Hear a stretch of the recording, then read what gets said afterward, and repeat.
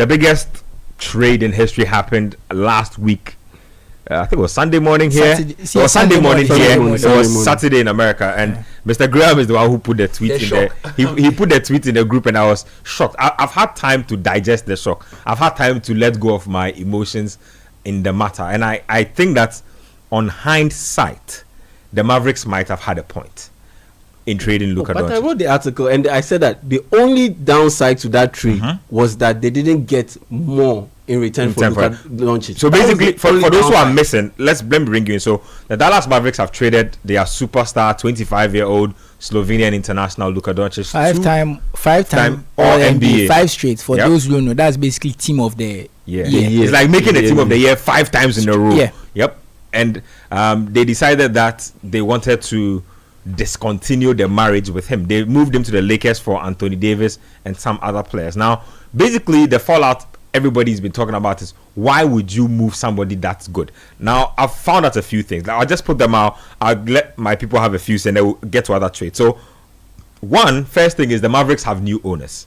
And the new owners of the Mavericks are not the ones that drafted Luka Dončić. Mark Cuban drafted Luka Dončić. In fact, from all indicators, this decision will probably not have been taken if Mark Cuban was still owner. Never. So that's the first thing to establish. Do you remember Mark Cuban said, sorry, just to cut you that, if he had to choose between divorce and trading Luka Dončić, he would pick divorce. He divorced his says wife. You should find him his divorce lawyer. Yeah, he said that. So there's that. Second thing is, the Mavs were due to pay Luka $117 million as part of a super max. Yeah, he would have been paid about 75 million a year for the next 5 years, basically. In fact, the money actually it goes up. It would have been on average. It would have gone up to 85 million in his final season. Yeah, but basically, on average, basically 75 million for 5 years. The Supermax would have given him 117 million. He missed out on it. Thirdly, is that a superstar never gets traded without his knowledge. I think it's the first time that's happened. Like, you don't ever trade a superstar of that caliber where he doesn't hear him, like nothing, completely silent, and then the trade just happened. So he even didn't know. He bought a $50 million house 2 weeks ago or something. Exactly. He didn't know about it. The team basically talked about it among the owners, and they decided that they were going to do this trade. They said they were not going to pay him. I think that everything pointed to the fact that, look, I was saying it in plain language, I think the Mavs have hated Luka Dončić for like a while. Maybe the last 6 months to 1 year, and this is how it manifests. Good. He won't take any form of advice. And the biggest and the biggest thing I found out was that he has actually been beefing with the Mavericks medical staff for like a year now. So basically, they were unhappy, or they've been unhappy with how he comes to start the season. Like preseason starts, completely you show up out of shape. When you were in your rookie season, you were 230 pounds. He was pushing 270 pounds by the time he was out the door. And this season, he came, if you watch the last season, there was a game where they had to bandage his abdomen, bandage his knees, but for him to be able to play. They thought that he was going to rest, condition himself, and come back in pristine form. He didn't. He came back fat, out of shape, just basically all over the place and not ready to play. Now, the Mavericks decided that, you know what, we are giving you 40 million right now. You are eligible for a supermax for 70 million in the off season. If this is your attitude and mentality towards conditioning your body when you have 40 million, how will you behave when we give you 70 million? And then they decided also that they said he had grown airs around the organization. He was not listening to anybody. So he has injured, he suffered a calf injury on Christmas Day. His left calf. Apparently it's happened, that was the 4th time he was injuring that same calf in 16 or 18 months. And apparently the medical staff had told him about dieting and routines to take up in order to be able to get around that issue. He said, I don't think this advice is good for me. So he went ahead and hired his own medical team. So even with this current injury, he was expected to come back on the 8th of February. According to the Mavs, they were not even in charge of his clearance. That his own medical team had to give the Mavs clearance. That, okay, our player is fit now, he can play. And I feel like all these things were annoying the new owners. I'm the one giving you that amount of money. Yep. I don't determine. Yep. And lastly, they spoke about culture. They said basically that, you know what, if our star player is going to behave like this, it will rub off on the rest of the players. Yes. If you are going to come in out of shape, basically play how you want to play, it will rub off on the rest of our players, and we don't want that to happen. We also don't think that we can win with your style of play. In fact, I'm a big Luka Dončić fan. I agree 110% on that. A player who holds the ball 18 seconds of a 24-second shot clock is not a player you can win a championship with. I'm sorry, but that's the truth. You have to be the best of the best. Unless he changes his ways, it won't happen. And you see, when players reach a certain level, they say Luka doesn't see that there's a problem with his game. He thinks that. But he's a 5-time All-NBA player. Good. He thinks that I'm taking you to the final. I've been to All-NBA 5 times. Why are you telling me to change my game? You see, if you look at Luka Dončić's numbers, there's no issue with this game. Yep. But you see, the way the NBA is, some of these things is the little things. It's the fact that how many points are you bleeding on defense by the way you play? He's a cone on defense. How much does your team lose by having to defend a certain way because you can't play defense? Those little things add up because they do. In terms of offense, once you have Luka Dončić, you are going to have a top offense. Yep. It's a fact. Yep. But what happens to your defense with Luka Dončić? And Nico Harrison said defense wins championships. Exactly. And we feel like we've made a move that helps us to win now and also in the future. So the Mavs have moved on from Luka. Let me just take Susu and Yao's thoughts and then we'll move on to another trade. I want to just say that, we also have to be fair that some of these things will be overblown. And the truth is, when people want you gone, they are going to use the media against you. I always say how the saying goes, the truth, there's 3 stories. Your side, my side, and the truth. Yep. I think the truth is somewhere in the middle. Yep. It definitely will not be as bad as it's being presented because to trade Luka Dončić, this is the first time a player of this caliber has been traded. They're literally betting against him. Usually a player of this caliber, he has to leave. Yep. He doesn't want to sign a new contract. Exactly. That's when these players are traded. Yep. So for you to trade him voluntarily, it takes something. Yep. So that's why to trade him without offering him to anybody else. Exactly. And that's why when you hear all of these things, you have to take it with a pinch of salt. I don't doubt Luka Dončić's conditioning. Yeah. I don't doubt he's gained weight. I do have some doubts about how hard he works, about how much these injuries are actually his fault or not. Yeah. You have to. I want to take it with a pinch of salt. I can believe that they did have concerns about his lifestyle and things. We've all seen the videos. He had a beer snatched from his hands when they won the conference final. Michael Finley, the deputy GM, had to come and snatch a beer from him. It became an internet joke, but it all adds up. We've seen him smoke shisha in the off-season and things. We've seen these things. No, we've seen them. So I can understand the concerns. The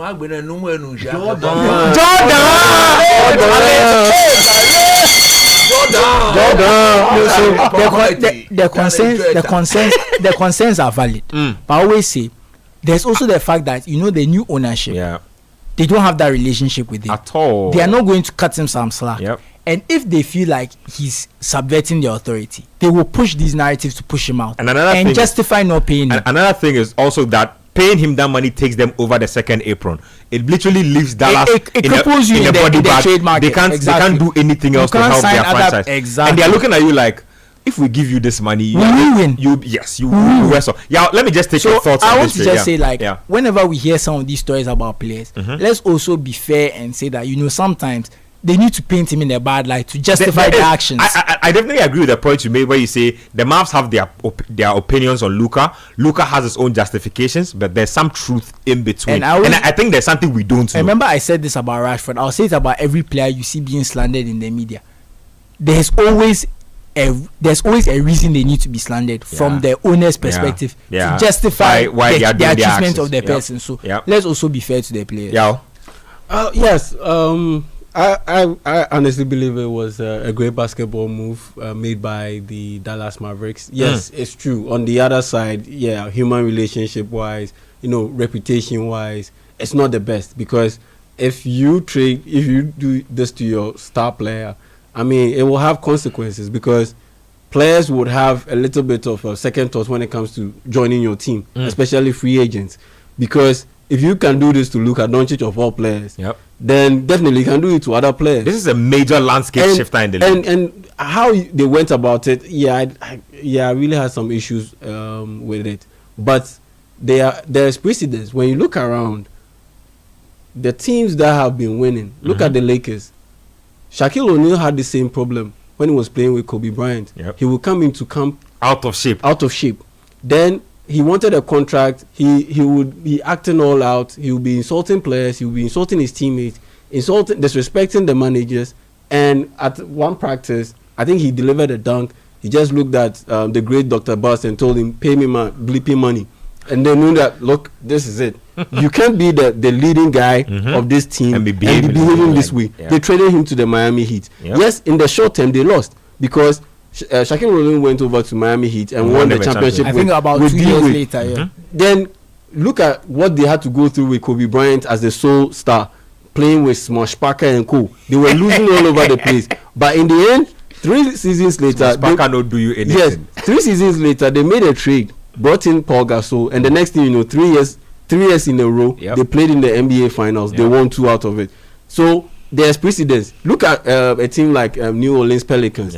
Look at the way they treat their star players. Zion Williamson, very indisciplined.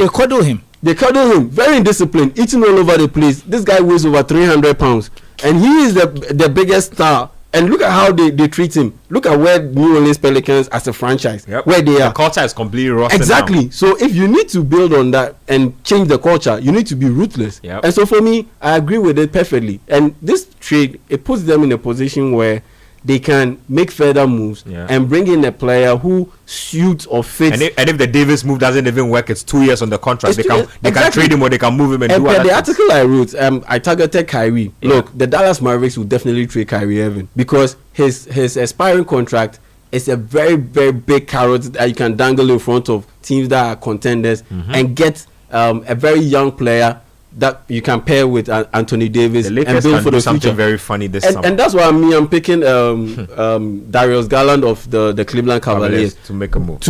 The Dallas Mavericks might just look at him, trade Kyrie back to Cleveland Cavaliers and get Darius Garland because already you already have 2 subs 6'2" guards in Donovan Mitchell and Darius Garland. It's very difficult to win with that kind of backcourt, and that's why Ben Simmons is finalizing a buyout with the Brooklyn Nets, and the Cleveland Cavaliers are interested in him. Once Ben Simmons comes in, he's your traditional pass first point guard. You already have a shooting guard in Donovan Mitchell. Where does that leave Darius Garland, knowing very well that Mitchell is on a max contract, Garland is on a mass contract. If Mobley is about to sign a mass contract, no, you can't keep all 3.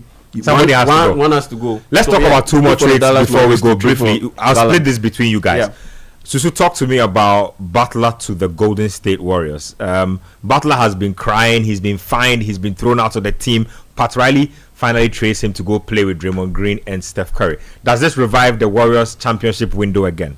You know when you how do I want to get the right image. You know when you go to the club and you see a man that looks like he's your father's age and it's like he's trying to dance and he's trying to look like he's there, but you can see he's out of place. This is what that trade is. No, seriously, the Golden State Warriors, I think they are done. I think they've not been ambitious enough. I think Jimmy Butler is not the move. Maybe if they had got someone else, because they looked at other people, Lauri Markkanen. Apparently they turned down the opportunity to sign Markkanen. They need Jimmy Butler is not the answer. I'm sorry. And it's just, and you know, if they had kept Jordan Poole and developed him, that might have been something. But and to be fair, we have to be honest, this is all Draymond Green's fault. It is. He chased Kevin Durant out. And he completely chased Jordan Poole out. He chased Jordan Poole out. He did, and now no one wants to come. And these days he's injured half the time too. In fact, Draymond Green they were about to get Kevin Durant back. And their sons asked him, "Do you want to be traded to Golden State?" He said no. So look, Jimmy Butler is not the answer. The Warriors is just not working. They need the type of player they need next to Steph is not Jimmy. Jimmy Butler can't shoot. He's getting older. Like it's just not. They need someone who could shoot for one to take some pressure off Steph. No, they say Butler elevates his game in the playoffs. Numbers don't lie. He's a winner. Everywhere he's gone, he's won. He elevates in the playoffs. You can't take that away. But you see, the problem is that right now, they have Steph doing too much in terms of trying to get free to shoot. You need someone who can shoot. Jimmy Butler can't shoot. And they've lost some shooting with Wiggins as well. Wiggins is gone. Exactly. So I think that this trade will make them, okay, they'll go from like a 5 to a 6. But they are not. They're all a bunch of old dwaddies. Steph is like 34. Butler is in the same Steph age range. Steph is closer to 37 now. Steph, Butler, Draymond, all in the same age arena. You see, I think the NBA is different because it rewards older players because of the way their salary scale is and blah blah blah. But look, the Warriors basically have gone from a 5 to a 6 at best. If they even get to a 7, that would be a surprise to me. But it still won't be enough. I think they're just too far away from the contending teams to get there. Because you look at like OKC and some of the other teams. They are nowhere near those teams. So Yeah, talk to me about De'Aaron Fox to the San Antonio Spurs. Gets to play with Victor Wembanyama. How big a move is this? How soon can they start contending? How soon can they start contending? Now. They can start contending now, at least with a realistic target of making the play-in first, then maybe next season making the playoffs.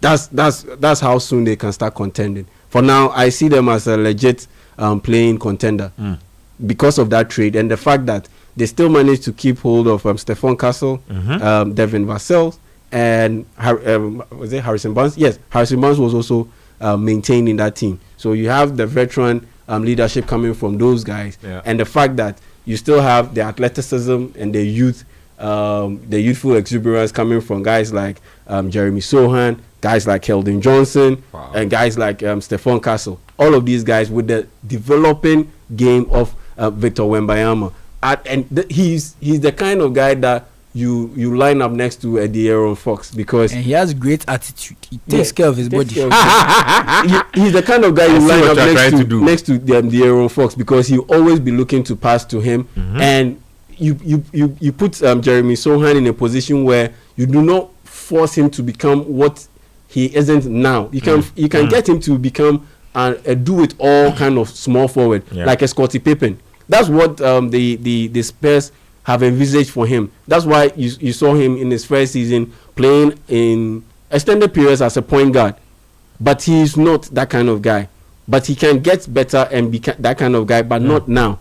And so for me, I think it's a wonderful trade. And yes, it makes them instant playing contenders. But on the Luka bit, I looked at the Dallas side. I'm looking at the quick side on the Lakers bit. Yeah. I think they have their man. They wanted Anthony Davis to be that kind of star, but Anthony Davis isn't built like that. And he's on the wrong side of the age spectrum. True. Too. And now, it's LA. They always want someone, the flash. They just don't want just the normal wins. Nope. You always have to come with the biggest stars available. Yep. Now, you've had Kareem Abdul-Jabbar, Magic Johnson, Shaquille O'Neal, Kobe Bryant, all of these guys. LeBron James. And now LeBron James is on his way out. Although he's not playing like it, but he's on his way out. But now, with Luka coming in, you secured the future of the Lakers. And once LeBron James leaves the scene, you just build around Luka Dončić. It's not easy because with Luka, he's a sieve on defense, and you need cutters and guys who play 3 and D to be able to play around him. So they have a clear path on what they need to do next. Final word on Luka for me. I think that this trade would have humbled him a lot as a person.